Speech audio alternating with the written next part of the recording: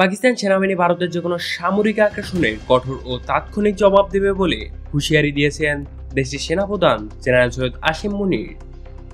পাঞ্জাব প্রদেশের টিলাফিল্ড ফায়ারিং রেঞ্জে এক সামরিক মহড়া পরিদর্শনকালে তিনি এ বক্তব্য দেন। পাকিস্তানের আন্তঃবাহিনী জনসংযোগ পরিদপ্তর পরবর্তীতে এক বিবৃতিতে তার এই মন্তব্য নিশ্চিত করে। সেনাপ্রধান বলেন, ভারতের কোনো সামরিক দুঃসাহসিকতার জবাব দৃঢ়তা ও শক্তি দিয়ে দেয়া হবে, এ বিষয়ে কোনো সংশয়ের অবকাশ নেই।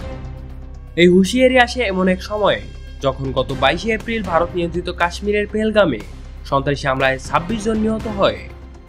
ভারত সরকার এই হামলার পিছনে পাকিস্তানের সংশ্লিষ্টতা থাকার অভিযোগ করলেও ইসলামাবাদ তা প্রত্যাখ্যান করেন।